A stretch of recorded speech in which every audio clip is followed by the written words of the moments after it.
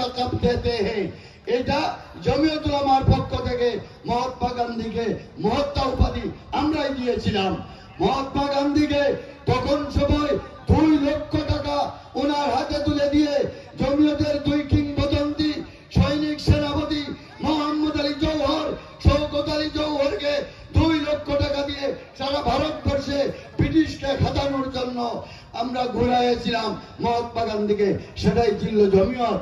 বন্ধুগণ, যখন দেশ স্বাধীন হয়ে গেল, জমিয়ত আর সংসদীয় রাজনীতি ছেড়ে দিয়ে আমরা এখানে সংখ্যালঘু মানুষ, তাই মাদ্রাসা, মসজিদ, খানকা, মরকজ, শিক্ষা দীক্ষা ওইগুলোতে আমরা থাকলাম এবং জমিয়তের সিদ্ধান্ত হলো আর কোনোদিন রাজনীতি করবে না। এই ভারতের আমাদের কোটি কোটি হিন্দু মুসলমান ওনাদের সাথে থাকিয়াই আমরা আমাদের দেশের উন্নতি, সমাজের কল্যাণের চিন্তা করব, সেই সিদ্ধান্তই ছিল, চলছে। কিন্তু এবার 2024 সনে আমি জমিয়তের সেক্রেটারি আপনাদের কাছে আসি, এই কথাটা স্পষ্ট করে বলে দিতে চাই। এখানে যদি কোনো ইউটিউব বন্ধুরা আছেন, আপনারা রেকর্ড করেন, আমার বক্তব্য রেকর্ড করেন। যদি ইউডিএফ এর আজমল সাহেবের সাথী সঙ্গী আছেন, আমার বক্তব্য রেকর্ড করেন। আমি প্রত্যাহ্বান করি, রেকর্ড করেন। যখন ইউডিএফ প্রথম গঠন হয় তখনকার সময় ইউডিএফ করেন না বলে দরং জেলার খানোয়ার মৌলানা শেখ ইয়াকুব সাহেবকে জমিয়তের পদ থেকে আজমল সাহেব বের করে দিয়েছিলেন। তখন আমরা একসাথে জমিয়তে ছিলাম, আজমল সাহেবও ছিলেন, আমরা একসাথে জমিয়ত ছিলাম। ওনাকে বের করে দেওয়া হলো। দরঙ্গের মৌলানা আবুল হোসেন সাহেব, উনি 60-এর দশকের পাকিস্তানি গাদা আন্দোলনের বিরুদ্ধে বিপ্লব করেছিলেন।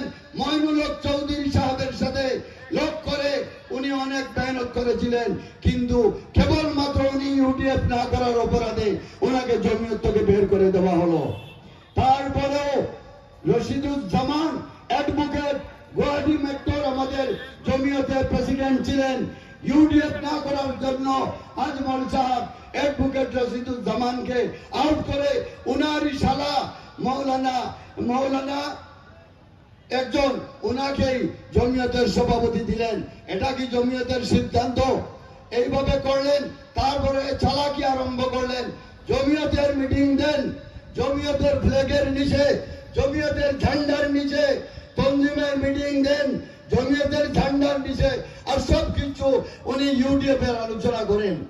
এই আপত্তি যখন সর্বভারতীয় জমিয়ত উলামার সভাপতি আমিরুল হিন্দ আরশদ মদনী সাহেবের কাছে দেওয়া হলো যে আজ জমিয়তের মান মর্যাদা আজমল সাহেব শেষ করছেন। জমিয়তের যে সাম্প্রদায়িক নয়, একটা সেকুলার মজহবি ধর্মীয় সংগঠন, এই সেকুলার ধর্মীয় সংগঠন, স্বাধীনতা সংগঠনকে সাম্প্রদায়িকতার রূপ দিচ্ছেন আজমল সাহেব। তখন আরশদ মদনী সাহেব আজমল সাহেবকে বললেন, এ আজমল সাহেব, আপনি হয় জমিয়তের সভাপতি থাকেন আর ইউডিএফ কে বাদ দেন, আর না হয় ইউডিএফ করেন, আমার জমিয়তের সভাপতির পদটা আপনি ছাড়েন। বারবার অনুরোধ করার পরে উনি রাখেন না। তারপরে কেন্দ্রীয় জমিয়ত উলামার ওয়ার্কিং কমিটি বসে মাওলানা বদরুদ্দিন আজমলের যেই ধর্মীয় মেরুকরণের চরিত্রের কারণে জমিয়ত উলামা কেন্দ্রীয় ওয়ার্কিং কমিটি আজমল সাহেবকে বরখাস্ত করে দিল, আউট করে দিল। উনি বরখাস্তিত, উনি জমিয়তের সভাপতি ছিলেন না, উনাকে আউট করা হলো। তারপরে উনি নিজে নিজে একটি জমিয়ত করলেন। তারপরে উনি মাহমুদ মদনী সাহেবের সাথে লিঙ্ক লাগাইলেন, কিন্তু উনাকে জমিয়ত থেকে আউট করা হয়েছিল। এখানে শুনছি আপনাদের এখানে কিছু লোক আছেন, এরা বলেন আজমল সাহাবি জমিয়তের সভাপতি। আরে মুরব্বী সাহেব, আর কত জনসাধারণকে মূর্খ বানাইবেন? আজমল সাহেব উনাকে আউট করে দিয়েছিলেন জমিয়ত থেকে, এটাই সত্য। আজমল সাহেবকে জিজ্ঞাসা করবেন। তারপরে ওনারে বের করে দেওয়া হলো। উনি মদনী সাহেবের উপরে 100 কোটি মানহানি কেস করলেন, মুর্দাবাদ দিলেন, কবর দিয়ে স্লোগান দিলেন। এইভাবে উনি বেয়াদবি করলেন মদনী সাহেবের সাথে।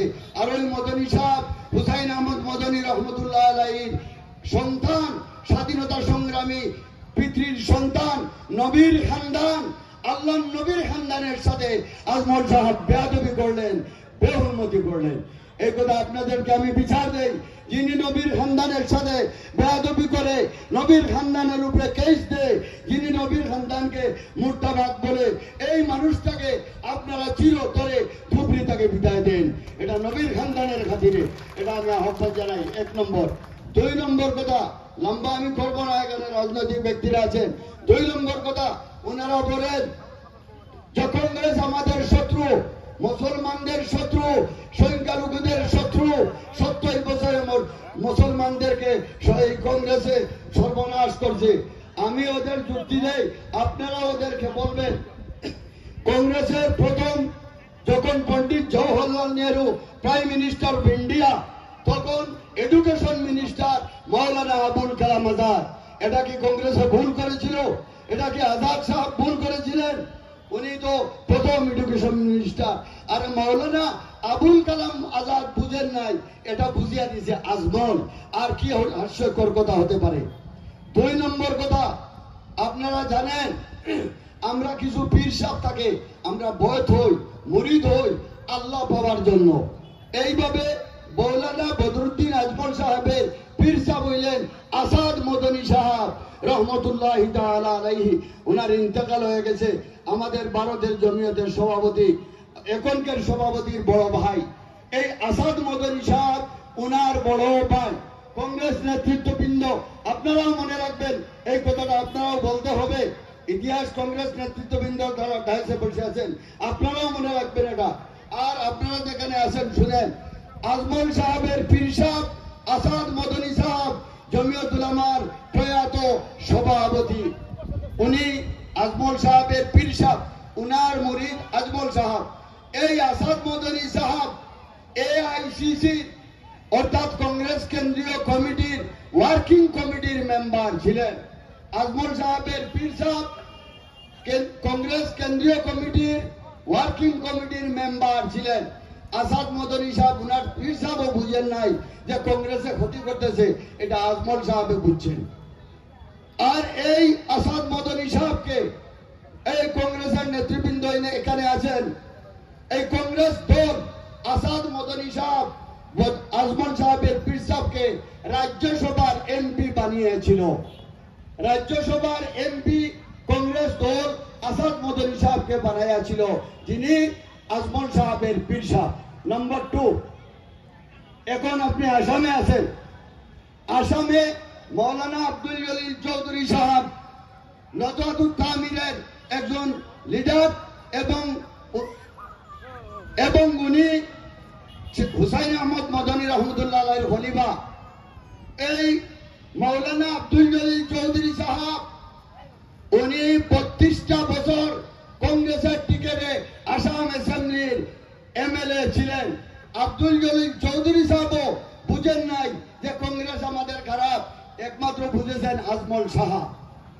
তারপরে আসেন আব্দুল জলিল রাগিবি সাহেব, উনি একজন দার্শনিক ব্যক্তি, কবি, সাহিত্যিক, শেখুল হাদিস, আসাম জমিয়তের প্রয়াত সভাপতি আব্দুল জলিল রাগিবি সাহেব। উনিও কংগ্রেসের টিকেটে আসাম অ্যাসেম্বলির মেম্বার ছিলেন। আসাম জমিয়তের সাধারণ সম্পাদক মৌলানা সিকন্দর আলী সাহেব, উনি আজীবন কংগ্রেসে ছিলেন। সবথেকে বড় কথা হইল বাসকান্দির হুজুরের নাম আপনারা শুনছেন কি ভাই? যদি শুনেন হাত উঠান। বাসকান্দির হুজুরের নাম শুনছেন? এই বাসকান্দির হুজুর মৃত্যুকাল পর্যন্ত কংগ্রেসের সমর্থক ছিলেন। বাসকান্দির হুজুর মৃত্যু পর্যন্ত কংগ্রেসের সমর্থক ছিলেন। কি বাসকান্দির হুজুরে এটা জানেন না কংগ্রেস ভালো না মন্দ, সংখ্যালঘুর পক্ষে না সপক্ষে না বিপক্ষে? বাসকান্দির হুজুর কি ভুল করেছিলেন? তো এই আজমল সাহেব এবং আজমল সাহেবের বাহিনী যারা আছেন, এরা বাসকান্দির হুজুরকে অপমান